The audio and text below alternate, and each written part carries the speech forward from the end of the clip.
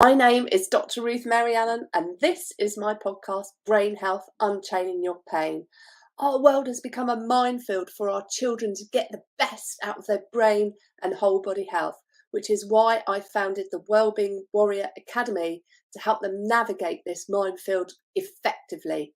Right now, if you go to www.wellbeingwarrioracademy.com and use the code podcast10, you can get 10% off all programs. That's www.wellbeingwarrioracademy.com and use the code podcast10 at checkout. Now, let's get back to this week's episode of Brain Health, Unchaining Your Pain.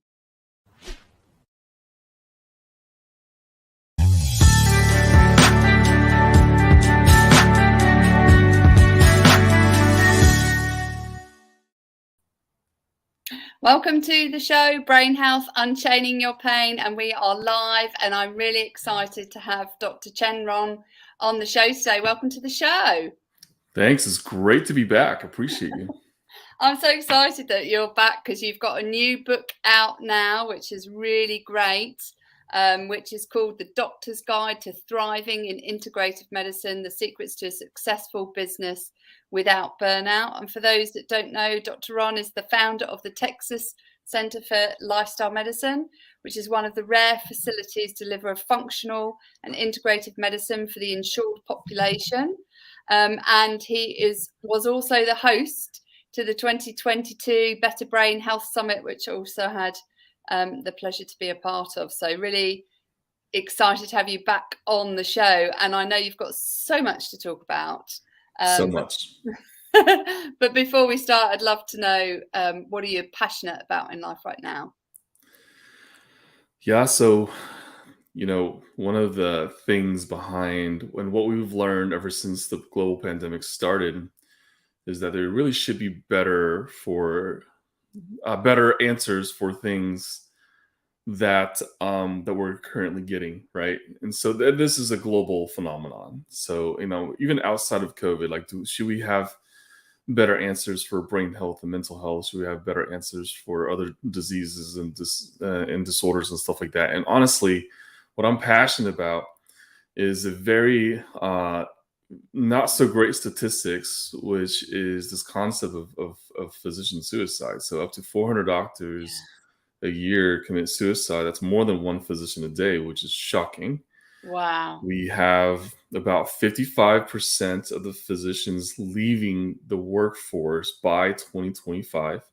55%, right? That's astonishing. Yep. And I didn't realize it was that high, actually, because it wasn't that high prior to the pandemic. Yeah, so I'll tell you what, even in 2017 was it, there was going to be a 25% physician exodus. And people were like, man, we're really going to be in trouble in about 2035. Well, no, that just accelerated 10 years. We're going to be in trouble in 2025. And so which is 2 years away. We really are 2 years away. So there's a big problem.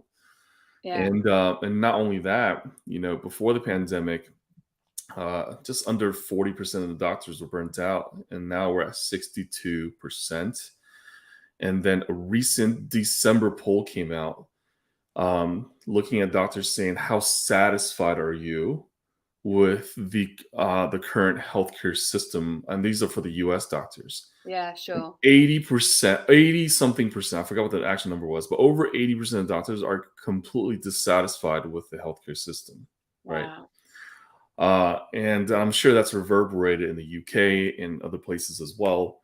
And so part of the reason that this book came out is to recognize that a lot of physicians are really struggling. And a lot of physicians don't even realize they're burnt out, and a lot of physicians are feeling a bit helpless within the current socioeconomic and medical environment. And that's part of my passion, is kind of get out there, right? What do you think's got us to this state? There's clearly been an acceleration because of COVID, but that's a hugely high in the context of the welfare of physicians. Yeah. So what's got us in, it's actually very simple. And I don't think I've heard anybody kind of talk about it other than me, and I could be wrong. Um, Humans have evolved. Hmm. Humans actually have evolved past what the original medical systems were set up for, that was set up about 200 years ago, right? The modern medical system started about 200 years ago, but then the true modern system really started in the 1960s. And then with the advent of electronic medical records, that just made life a whole lot worse for physicians, because the more data that we track, the more computers that we have, the more control non-physicians and other entities want to have within the medical environment, right? Hmm. And so our ability to have technology, utilize technology, has surpassed the actual proposed value of what a physician is, or any healthcare professional, not just physician, Hmm. any healthcare professional. So the evolution hasn't like occurred. I mean, you can go into a doctor's office right now and get prescribed certain things just like you can, back in the early 1900s. Like, that hasn't changed. Well, what has changed? We have the internet, right? And then more recently, we have artificial intelligence, which is basically going to take over Google search in about a year from now. Hmm. You know, And I with saw you post about this because I kind of put a comment on it, is that, yeah, the role of the physician hasn't shifted significantly, but the technology yes. has. And so, I mean, the word doctor comes from the Latin word to teach, right? And so, every time I mention that, patients laugh, you know, or just people laugh in general. Like, yeah, okay, you know, and part of the laughter there is that the value proposition of a physician is no longer one that teaches, but one that prescribes, right? And Right. so we have to get back into more of the ancient times where the physicians actually have a community influence. Now let's think Yeah. about that for a second. Who were the original healers within a tribe, right? Um, it's usually the tribal shamans or religious leaders out there that have quote unquote healing potential or healing power, right? Yeah. And that person commands a lot of respect from the community. So that turned into what modern practice medicine is today, which is not really any different from like the hospitality business of service, right? So it's like a service industry. And so that actually can be changed quite easily, if we think about the role of doctors today being someone filled with knowledge and being someone filled with passion to teach for local communities, right? Hmm. And so, I mean, I can go to any city in the United States right now, and if I want to find a place for myself on a Sunday, I can find a church. I'm Buddhist. If I can, some cities I can find temples and stuff like that. You can find synagogues, you can find all these different things, Hmm. right? And it's a place where there's safety and security and certainty, right, within that environment. A doctor's office should also be a place where there's safety and security, right? But it's not, right? The number of patients actually looking forward to a doctor's visit is probably not that high. Which is a Within real shame, because you it is kind of would think, historically, you go there for the healing powers that they bring in whatever way, shape that manifests. But historically, it's yes. kind of manifested in prescribe and forget. So you don't get that kind of community spirit. You don't get the No. experience that you did historically. I know even when I was a child, obviously from the UK, Yeah. we had doctors within the community, and it Yeah. was like your community doctor, it was your community practice. It was much more of a community spirit, and he was your doctor that you trusted and would be your go-to, who'd come around to your house. It was much, they were really part of an integral part of the community. But that's kind of all, certainly in the UK, it's kind of been lost a little bit. We don't have that community practice like it used to be.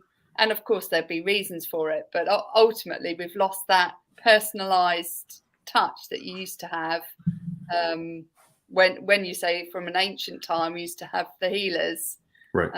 that would be an integral part of the community as well. Well, if you think about the power shift, 17-year-old on TikTok with 14 million followers with a whole lot more influence, on a disease state even, right, than physicians do.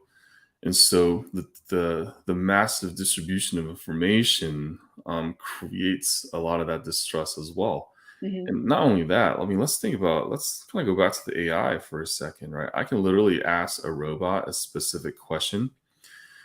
This robot is able to accurately tell me the answers to these questions. Why? Because this robot has passed the medical boards, Yeah. right? This right? This happened a week and a half ago. I know, Passed the I medical saw it, and it's like, okay. right? Yeah, and I mean, it passed the bar exam for legal, and it passed exams for business school as well. So you sort of have this all-knowing engine that's there, right? And so now it's really hard to confirm whether the facts, quote unquote, the information that's spit out by this engine is true or not. It's really difficult to ascertain. But it's even more difficult for people to trust the medical system is because they have access to sort of all this information right here. And and the, and even in science, we know for a fact that some clinical trials were designed just to prove a purpose. And if the trial results didn't prove the purpose of what the trial investigator wanted to prove, that trial never gets published, right? So we even know there's a bias in science as well, right? And so, but the evolution of what healthcare is should actually change, and there's ways to do that even like right now, like as we speak, you know. So what do you think the key changes need to be, like, right now, as you know, as we speak? Because we're at, like, this is not going to happen in 5 years, 10 years. It's a catastrophic meltdown of the healthcare system that is Yeah. about to take place in 2 years' time, and it will probably hit, as it typically does, when people need the help the most over the Christmas period, where Yeah. doctors are getting sick because they can't maintain their job because they're in burnout. People are getting sick, so the ones that remain, and it's kind of an exponential effect, isn't it, when it Mm. gets to the meltdown space? So what do you think the immediate steps are Well, now that it's we can do collectively? if we see physicians as doctors, and the root word of the word doctor coming from the word to teach in Latin, right? Uh-huh. So let's wipe away the current understanding of what the healthcare system is. What if we own the fact that physicians are actually the teachers, right? Then physicians would look more like people who are religious leaders, who are professors at university, right? Uh-huh. Yeah. And so, even though we have this information superhighway, people are still going to college and high school. People are still going to church and temples and synagogues and stuff like that. Like, what? Why aren't? Didn't they stop?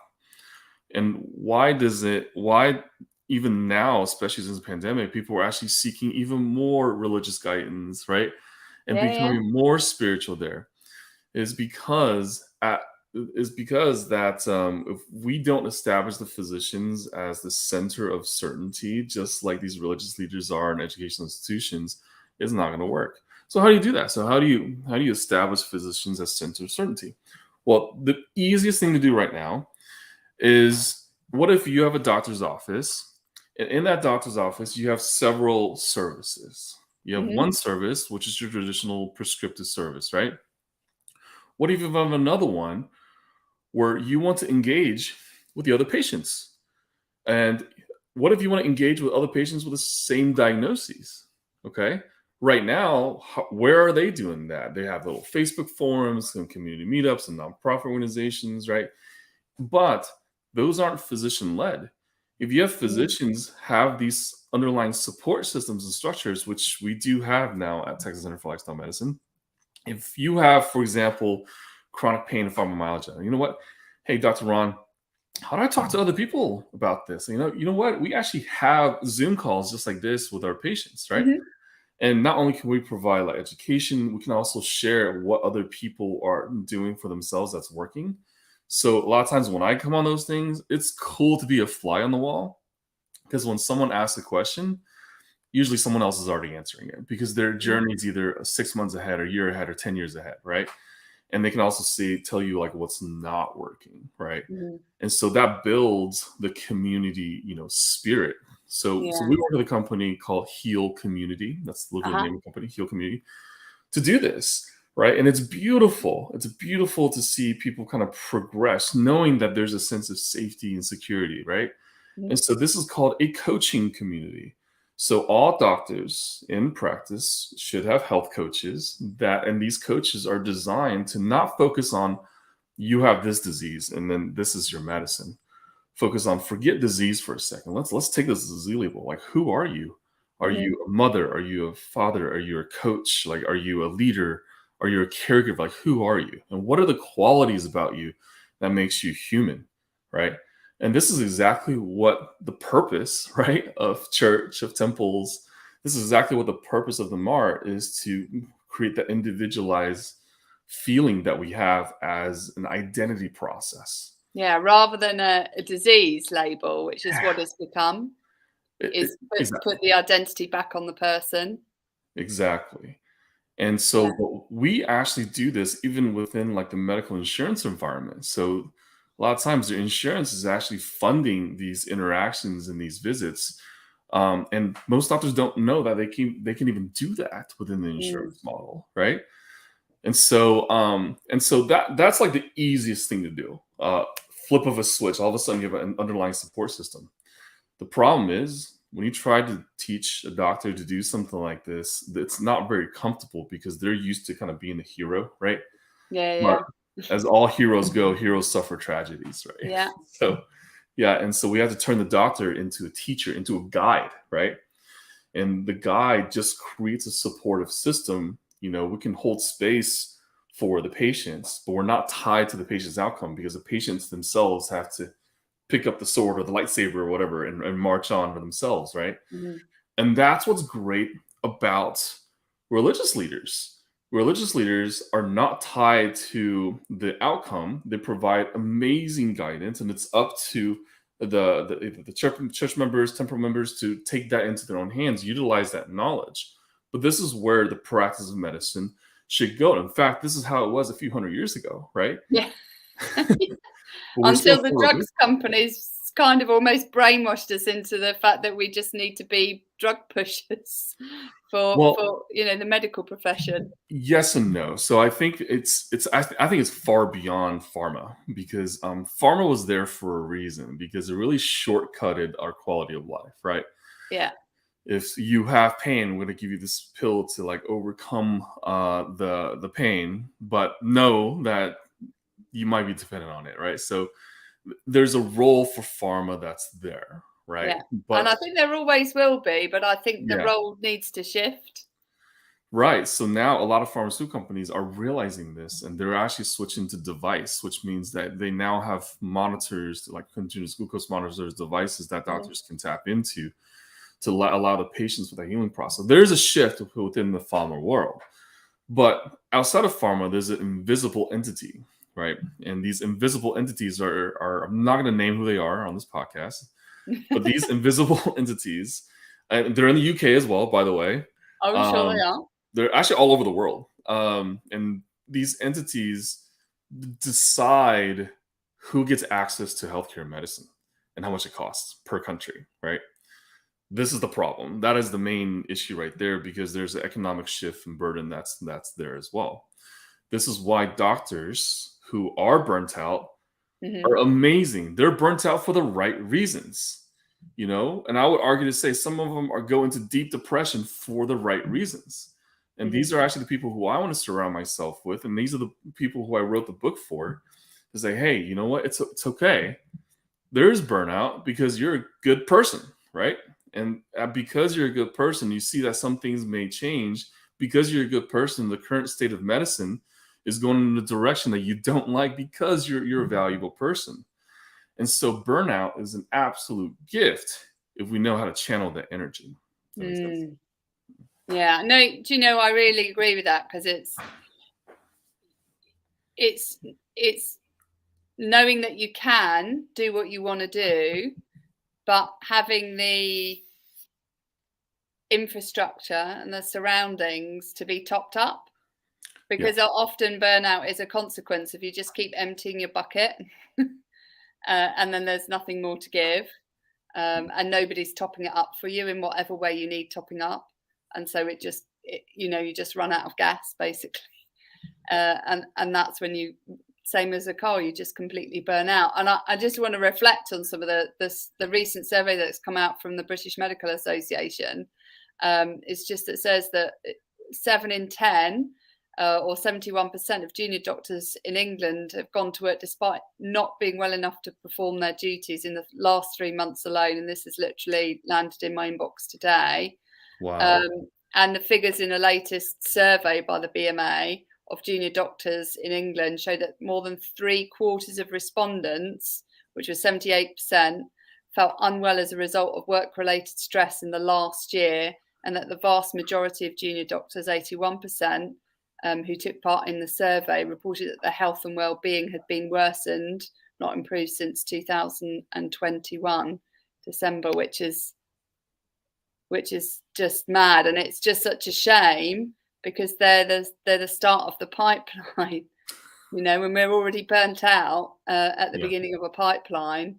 So it doesn't bode well for the future by any stretch of the imagination. So it's a really big problem.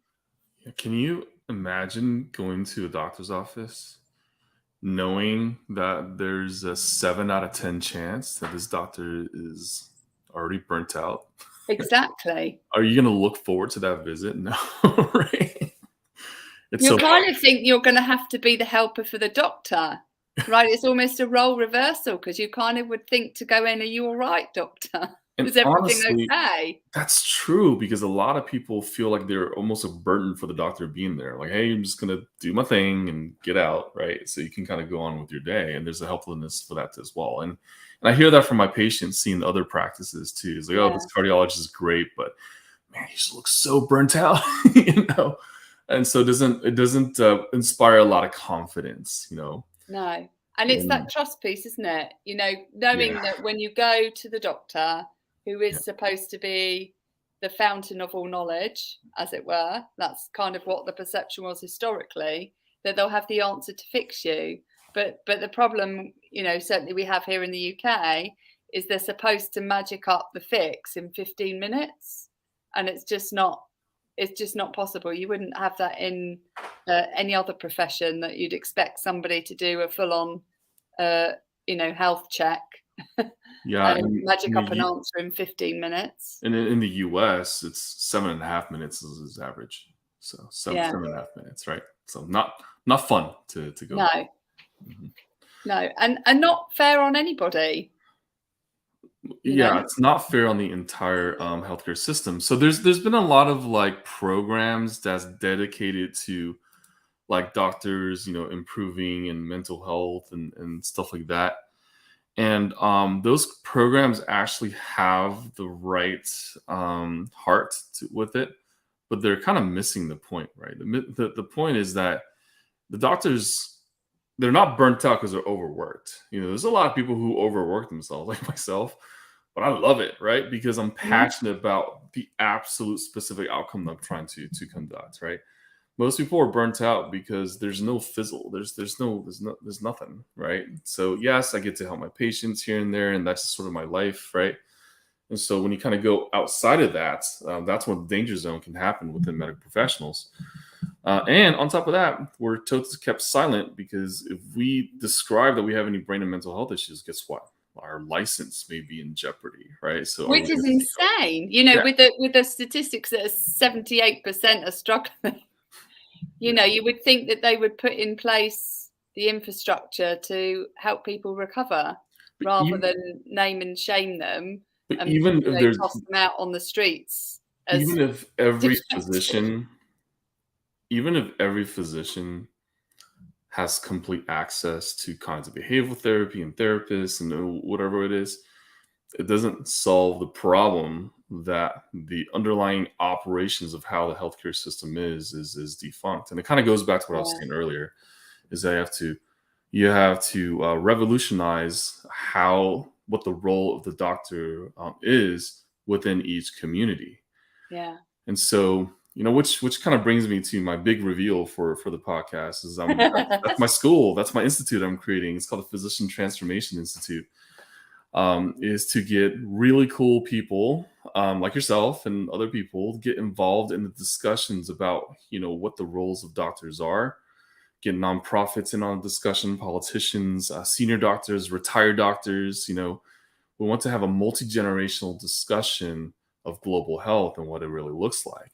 And I can tell you in the US, the way that we are conducting our affairs at Texas Center for Lifestyle Medicine and what we're doing there is absolutely amazing. We have patients looking forward to the visits, which is really cool to watch, and we have a whole amazing support system through Heal Community and other programs that we have available as well through our culinary programs with our chef. And so these are really fun things to do. And we make the practice of medicine fun within an organization. That's something I want to kind of reverberate. And that's the point of my book too, right? So my book is to talk about, well, how do you do that? And how do you lead a team? How do you utilize psychology and the fundamental human element of communication to lead a team? Because if you understand all that, there's no reason for anyone to be burnt out. Can you take us on a little bit of your journey to what led you to the book in the first place? Because obviously you've written it from your own perspective, and you've been on quite a transformational journey as you set up the practice yourself. Yeah, this book is emotional for me. It was so emotional that, this book, by the way, is part fiction, part nonfiction. So there's a fictional character, Dr. Smith. You talk about Dr. Smith. Yeah, that's in the book. Yes, people, that part, 90% of Dr. Smith was me. So yeah. I had to kind of separate and dissociate myself from the character to talk about the character better, because it was very vulnerable for me. So that was my compromise in my book. That's a great way to do it, is to step out and kind of direct your play. Yeah. And that is in essence what you're doing, isn't it? Is you're stepping away and then replaying it, but not living it.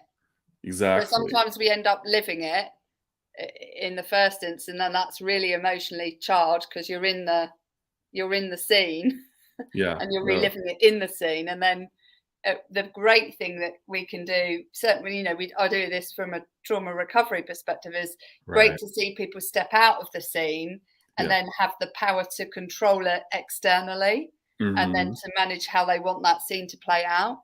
Yeah, which is very different. And this book was very emotional to conduct, because a lot of the stuff that I've been through, the ups and downs in developing practice, and recognizing every one of my struggles and my faults, my psychology and my previous traumas. I didn't even know I had previous traumas, but I did, right? Yeah. And how that affected my daily, the way I daily operate on a daily basis. All that I had to kind of dissociate was from it. And then so the Dr. Smith name I named 5 years ago. So this is not me, this is Dr. Smith doing it, right? So this is the actual Dr. Smith that's in the book that I'm talking about. But the journey there was, is I've been documenting my processes for years now, developing the practice. And I have these 2 giant notebooks that I go through, and these, and I got to give a lot of credit to my life coach. Her name's Sabine, from the Tony Robbins programs. She's been with me for about 4 years now.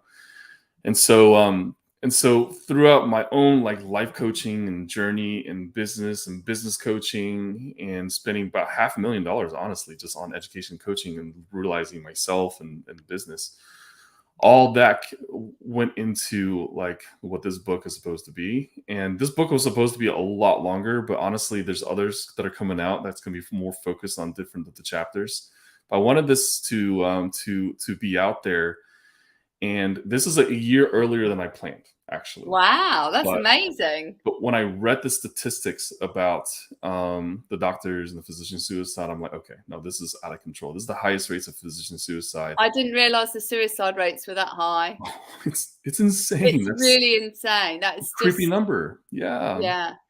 And now I'm like, okay, well, this is really how to come out. And the pandemic really accelerated the launch of what I wanted to put out there, which I'm glad it did, because I was holding back for such a long time. And there's another book coming out. It's actually the name is called Unboxing You. So look out for that one in about 6 months. I'm almost done Wow, with that one that's too. exciting. You have to come back and talk about that. Yeah, and that's actually about more personal journey of self-discovery and utilizing that for leadership and business.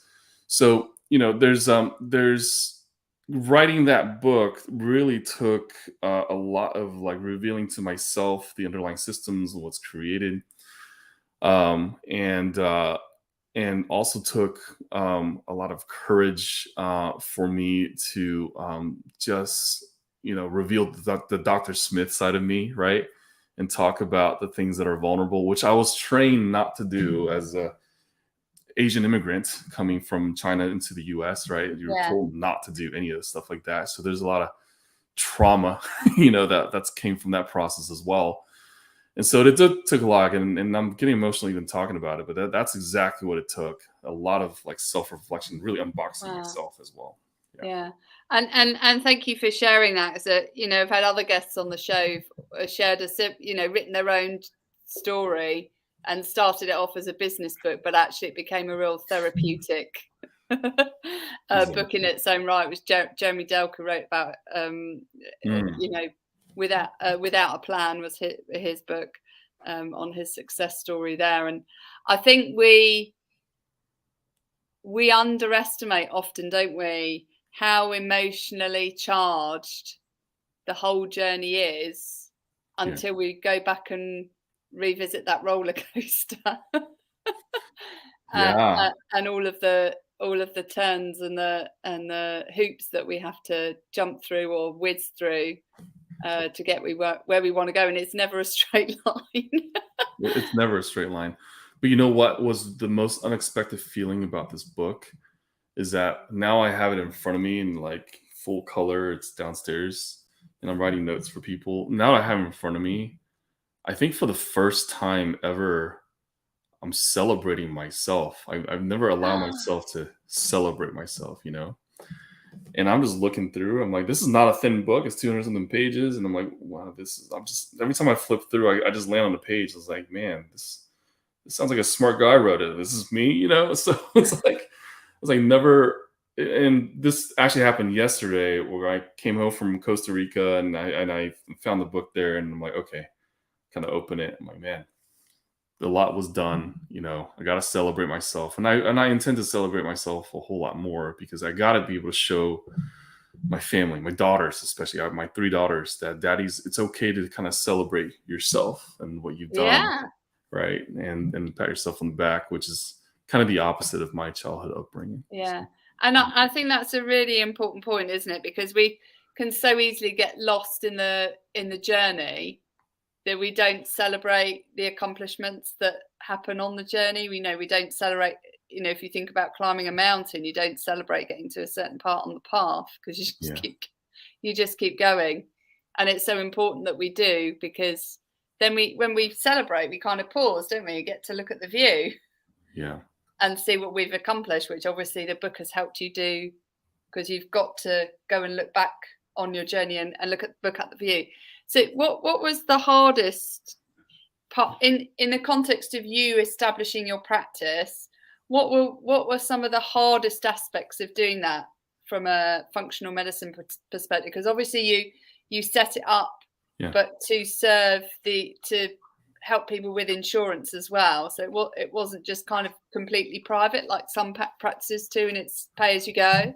Yeah, so I kind of lied to everyone in the beginning and told them I'm setting up a private practice. I actually had no intention of setting up a private practice. I just had an intention to mess things up a little bit in the world of practicing medicine. Is to say that I find this type of medicine to be very refreshing. I'm going to do it. I'm going to do it within the insurance population and also be more knowledgeable about it. So what's challenging is I realized that I had to know way more about these coding systems than the actual coders themselves do, right? Yeah.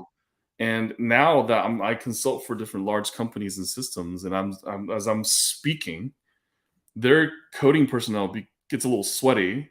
One, because they know that I know what's going on, and two, half the stuff they haven't even heard before, so they have to kind of like go into the books and stuff like that, right? And so I kind of became an ultra expert, and my brain is swimming in like codes and CPT codes and Codes. reimbursement processes, and I've turned into sort of it's an engineering mind, right? So that was the hardest, and it continues to be hardest because every year they change. Like 2023, there's Yeah. brand new things that are there. So between November and January, I get super obsessed about what these are, and there's hundreds of things that became different. But what I do is I translate that into action, right? Uh-huh. I'm an action guy, so I'm always an action guy. I'm gonna translate this into action. What are some actions I can do? And so that's the purpose and design of the practice. I never meant to do just a small practice and private practice and just kind of call it a day. That was never my intention.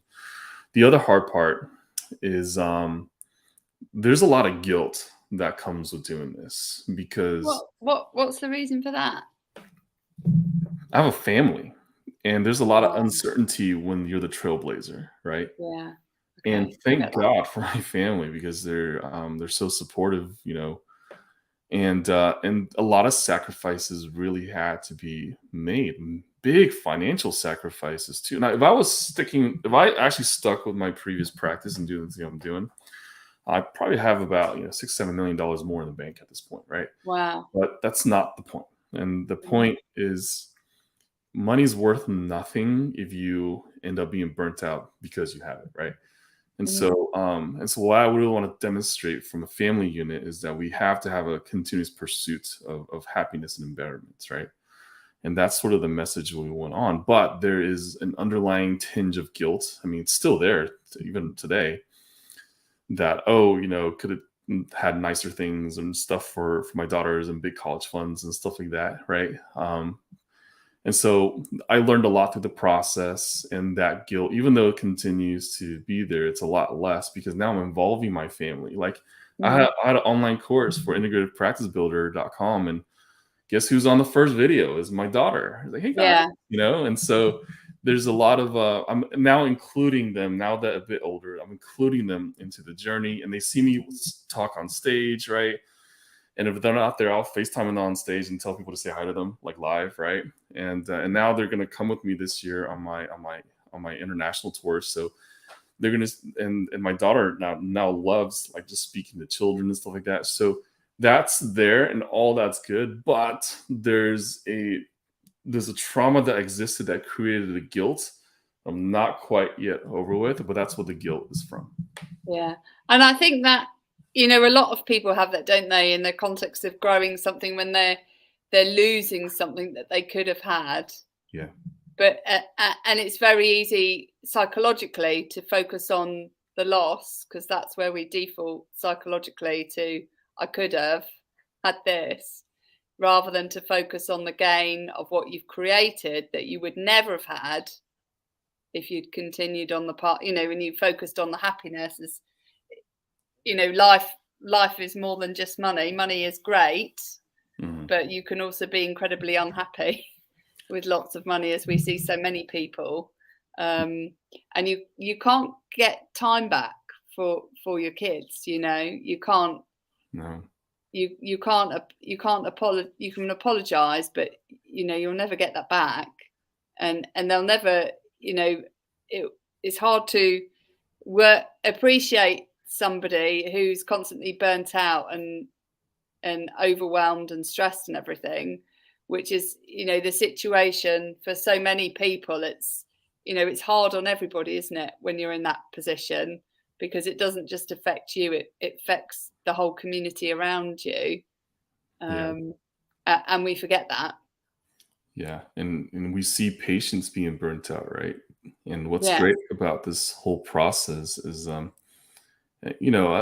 been through functional medicine training and stuff like that, but even a lot of the functional medicine doctors, integrative health doctors, they're just as burnt out as conventional ones, Mhm. and it's because I realized that it's not about the type of medicine that we practice that we're trained in. It's about collaboration. So it's a collaborative effort, right? So last Friday we invited 32 doctors to come and tour our facility and multiple different specialties. Told them what outcomes we're all about, And so that's what makes it fun, is that we all can actually work together. It doesn't have to be a lot of, resentment and bashing. That's, I do see now a lot of that on social media right now, especially with physician accounts. And it doesn't have to be that way, right? It's all about like what's best for the community. And we're allowed to have different opinions. We're 100% allowed to have different opinions. And I have nothing wrong with that, right? But a tolerance for things that don't agree with us have gone down as a human race, just because of the extent of social media. And honestly, with artificial intelligence, it's going to get a lot worse. I think that's really interesting you say that, because the medical profession, we had Dr. Alexander was on the show from the UK who experienced burnout, and he talked about it on the previous episode of the show. And he was a pediatrician, and he talked about how it's such a competitive environment where everybody's kind of, and I've seen it in conversations I've had with people stateside as well, not yourself, but that kind of this desire to put others down to lift themselves up, rather than just acknowledging that everybody's entitled to having a different opinion. And that's okay, but you need to stick with your opinion and stick with your approach that you're going to take based on your opinion, and not close the doors to other perspective. I think that's what I've really learned in the journey that I've been on, obviously coming from a coaching perspective. Is historically I was a physicist, and it was very black or white. It's either right or wrong. That's how my brain used to work. But I've now been able to kind of embrace the fact I'm not going to know everything, and not every answer, there's not an answer to everything either, or we don't fully understand how the whole body works, because it's such a complex system. And we need to embrace new technologies and new capabilities as part of that learning journey, and not be dismissive of new ideas. That it's so easy for some people who get stuck in that traditional rut to be stuck in still. That's a good point, because I think in all of medicine there's a pattern. And this pattern is that we as doctors don't have enough faith in our patients to heal.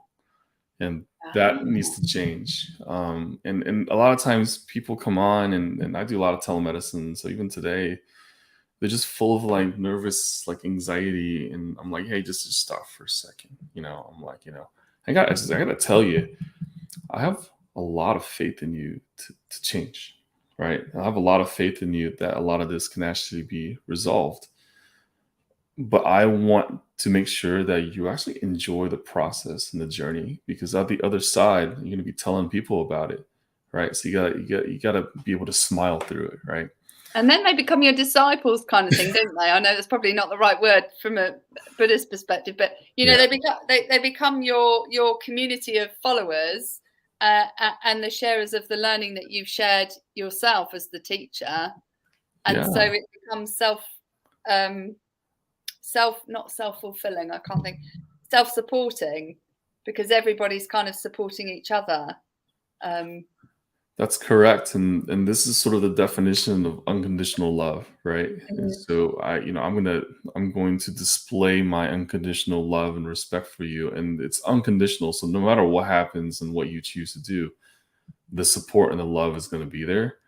And physicians aren't taught to speak in the language of unconditional love, because they actually don't have a lot of unconditional love for themselves. And it really starts inwardly, right? So as part of my new institute, the Physician Transformation Institute, it starts with this. Like, we have to create that for ourselves. And that's the whole point of my next book, Unboxing Yourself. Like, you have to unbox yourself, see what's inside.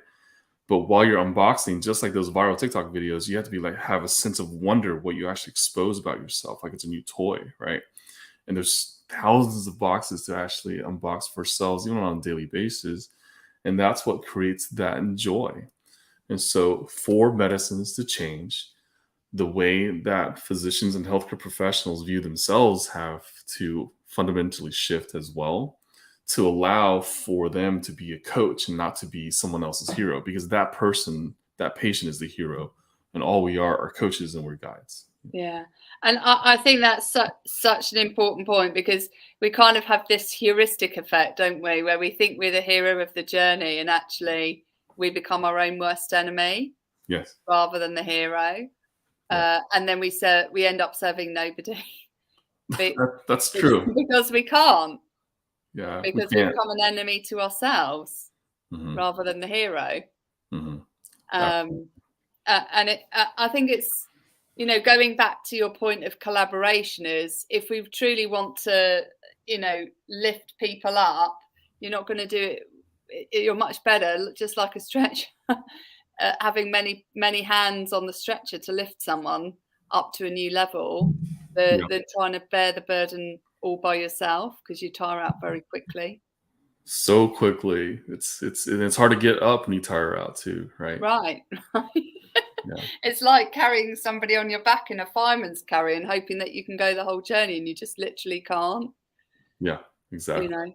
Mhm. So I love that. And what would your advice be to, I know we started off with the burnout piece, is any physician or junior doctor, anybody who's absolutely knows they're either burnt out but they want to stay in medicine. Let's start with that one. What would your advice to be to those people as to how can they get themselves away from the hero status into that kind of collaborative space where they can share the burden across different professions? Yeah, so glad you asked. So for those, and I'm going to speak to the doctors all over the world here. So my suggestion for the doctors is, before you make any decisions that's super analytical, make the decisions that have absolute zero regret, right? And my sister just went through this. If you think about every decision you have in life, every action you have, like, what is the one thing? If you decided between two or three things, like, what is the one thing that have absolutely no regret? Pick it. Mhm. Like, don't even look back. Just pick it. I have no regret doing this. Awesome. I'm gonna do it. That fundamental shift in your brain allows you to advocate for yourself and maybe your family first, right? So pick it, no regrets, gonna do it. So when I started doing this with my wife, a lot of her stressor just kind of went away. So every decision we have was like, hey, honey, like, what is this one decision with no regret? I was like, oh, this one. I'm like, cool, let's go with it. She's like, all right, And she's one of the most indecisive people in the world, especially when it comes to restaurant picking. And so that's my one advice that I want everyone to kind of take away, not just doctors, but everyone, but especially doctors, right? And the second thing is, it's really overwhelming when there's no structure that's set up for you. Think about it. We're physicians. We went through school, even more school, residency, fellowship, all the stuff like that. And it was all structure for us. And at the end of it, we're supposed to be a widget that has been produced that's supposed to serve a purpose, right?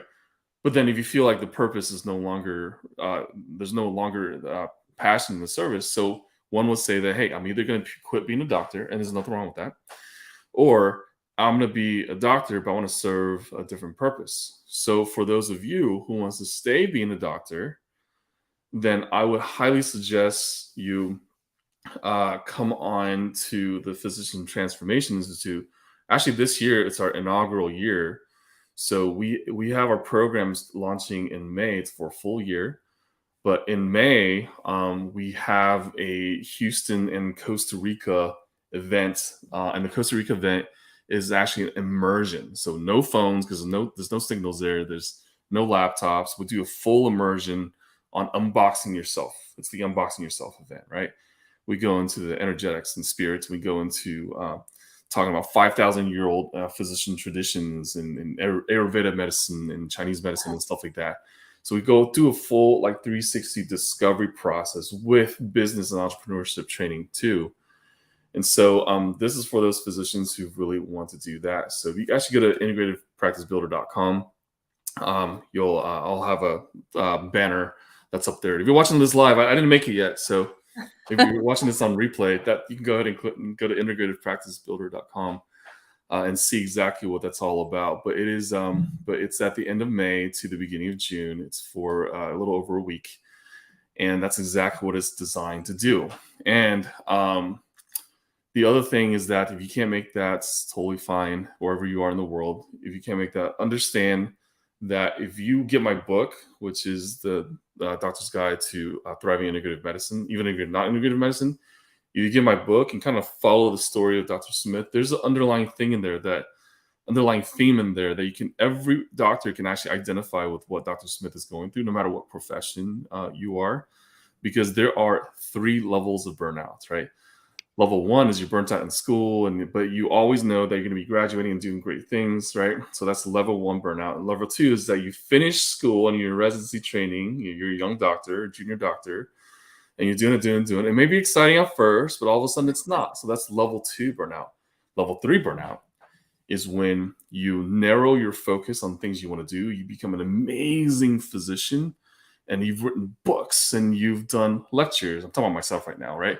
And you've done you speak to government institutions on political change against medicine. And the level 3 burnout is basically, why am I still burnt out when all this is happening? Well, when externally everything looks great, and it's because I don't have an engine to reproduce my philosophical thinking, right? And so that's where I was right before I kind of wrote the book. Now that the book is out, I can kind of celebrate the process. So the Physician Transformation Institute is my engine to deliver that sort of a step-by-step process. I love that, and I think it's great the way that you break it down into the 3 different levels, because people can really relate to the one that they sit in as part of that journey.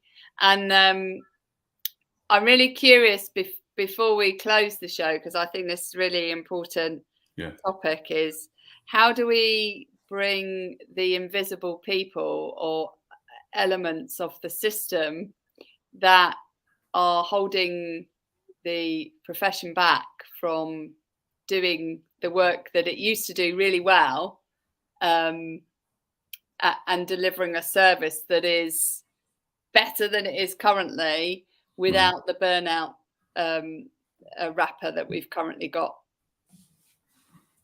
That's like another 3 hours of a podcast. Because it's not the people in the system, it's the system that's causing, it's a combination, isn't it, of the people not being able to manage the complexities of what's going on, but it's the system that's created the problem to a greater extent in the first place, and they're just the victims of a broken system. So I'm curious, how do we fix that broken system? Or where do we start? I kind of gave up on the fixing part, but this is the way I see it, right? So that system was needed for us to wake up, right?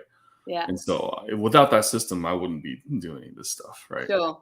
And so I appreciate the system, and I also appreciate knowing what doesn't work, right? And part of the whole Physician Transformation Institute is to know we kind of know exactly what does work, so why not just do it, right? And so it's turning people into like doers rather than just bystanders, right? But that requires a unit to do so, because if one physician does this, like myself, I've been doing this, I carried a whole lot of risk, and I still continue to carry a whole lot of risk, right? And so I have to be immune to that. But what if there's a whole group of us? What if there's a global movement to do so, right? And that's a different story. And what if there's a space like in Costa Rica, like I made, right? What if there's a space in Costa Rica where we can kind of go in and have zero filters, right? We just kind of talk to each other about what the system looks like. And what if we get some of the biggest influencers in health and in social media? What if we get some of them to join in on the actual discussion with no filters, right? And say, hey, what happens today here? This is exactly how I see the system can be.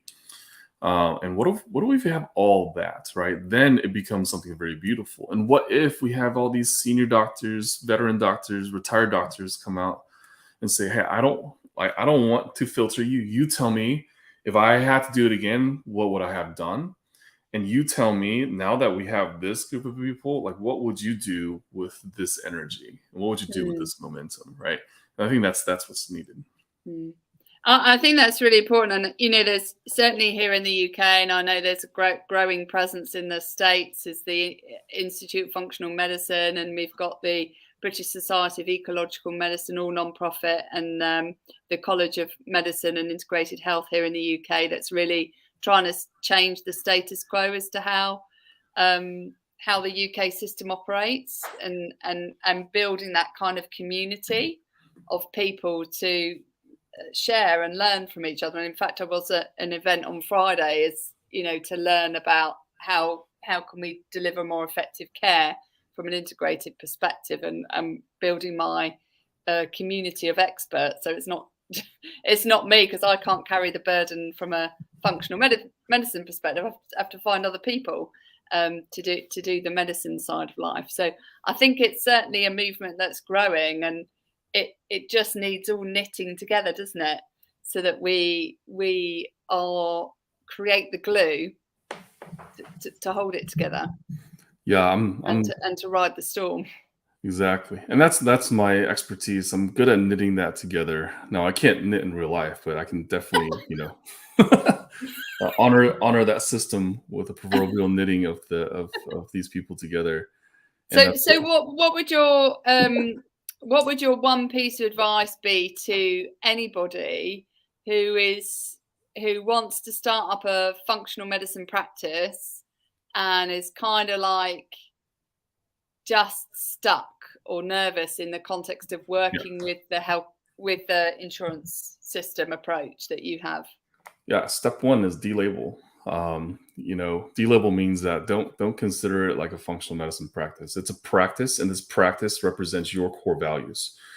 My one piece of advice is to write those core values. If your staff, doesn't matter if it's front desk, janitor, whoever it is, if your staff doesn't know your personal core values, there's something wrong with your system, right? Why do physicians have so much turnover? We actually talked about this in my coaching group. Why are there so many turnover right now? Is because if your staff doesn't know your core values, that means they can't see you as a leader. They see you as a demander. You're demanding certain things, right? Yeah. And people want to be led, or they want to be inspired. They don't want to be demanded of certain things. And so, so not only should your staff and know your core values, your family should know your core values too. And a lot of times with physicians, we're so analytical. We're so damn analytical that we don't like to talk about stuff like this, right? If you value honesty, then you say, hey, I value honesty. That's our number one core value, right? And some people are like, well, that just seems like, of course, like, why wouldn't I? Like, why would I write it down? It's because if you just like when we see in patients, if you don't document it, it doesn't exist, right? Yeah. You never did it. But same thing with this is if you don't document it and have people train in it, like, it doesn't exist. And I think that's such an important point in the core values, because it doesn't just necessarily pop out of your head, because there's loads of different values that you may relate to, and you have to take the time to work out which ones are truly at your core. Because I kind of think it's like your compass in life. Mm-hmm. If you're navigating and you're going in the direction of travel that you want to, you're in alignment with your core values.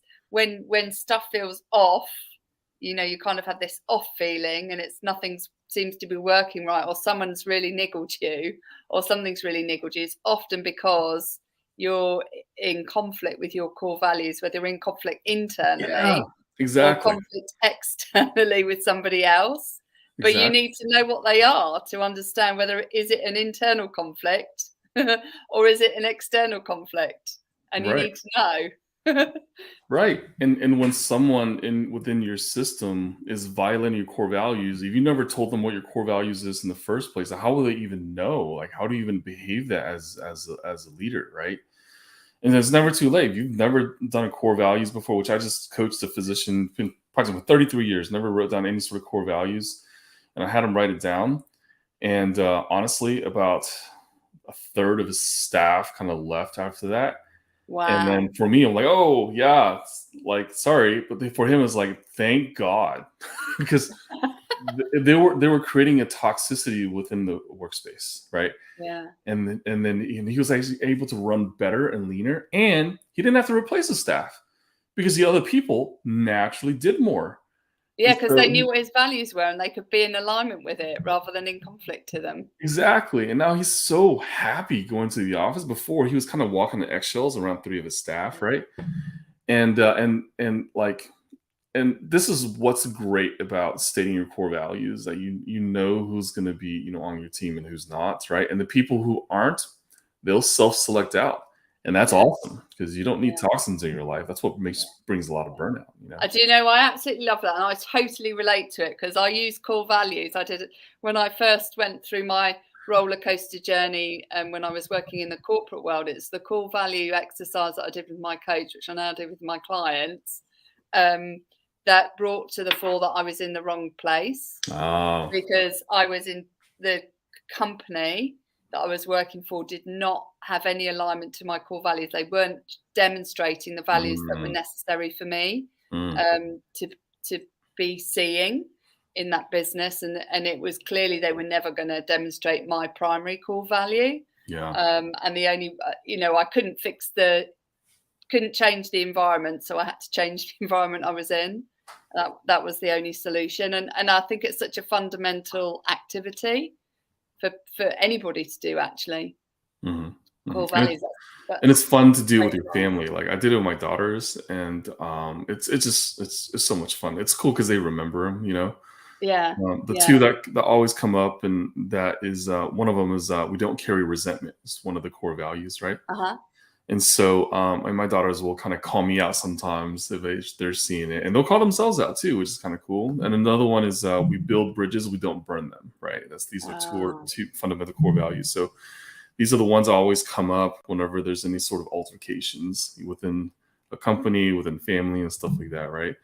And it's really cool because, like, stating these have really allowed me to have a deeper relationship with the people that are around me.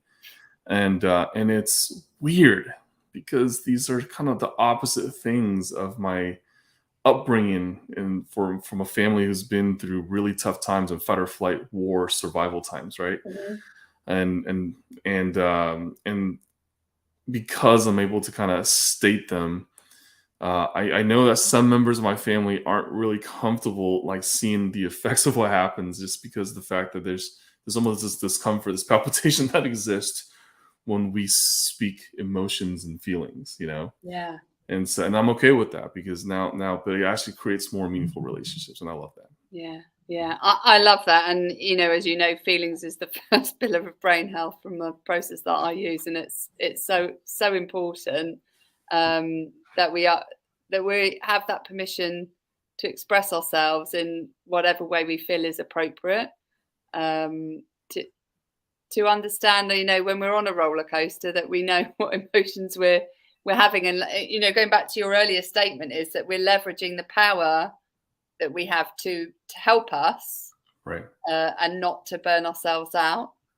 And we can't do that unless we take the time to do that deep inner work and, like you say, unbox yourself and understand how you're made up inside Mhm. and what really makes you tick. I've absolutely loved this conversation. We're right on the time. How Yep. can people get hold of you, Dr. Ruan, and learn more about what you do, your programs, the transformational programs that you talked about earlier? Yeah, so I would love for people to kind of reach out and hang out with me on social media. This is my name, Cheng Ruan, MD. Instagram, Facebook, LinkedIn, every YouTube, actually, on the platforms as well. Follow me there, and if you're a doctor and you're on LinkedIn, send me a message. I will Yeah. reply.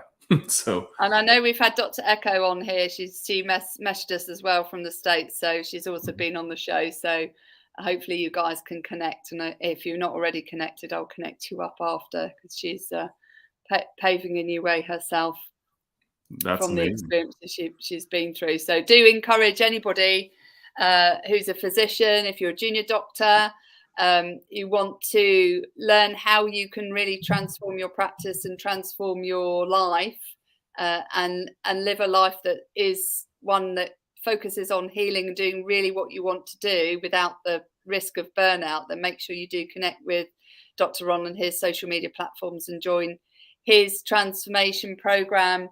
Dr. Ron, it's always a pleasure connecting with you. I absolutely love these conversations. Thank you so much for coming on the show and sharing your wisdom and sharing your journey. It's been great, and I hope to connect with you again for the next rendition of Brain Health Unchaining Your Pain.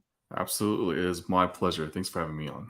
You're most welcome. And remember, everyone, this show is all about brain health, unchaining your pain. You are not stuck with the brain you have, particularly those physicians out there. You have the power to change it. And Dr. Ruan's been here to show you how. Thank you.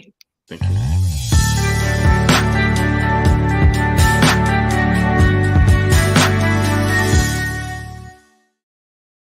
I really hope you enjoyed that conversation. Thank you so much for listening.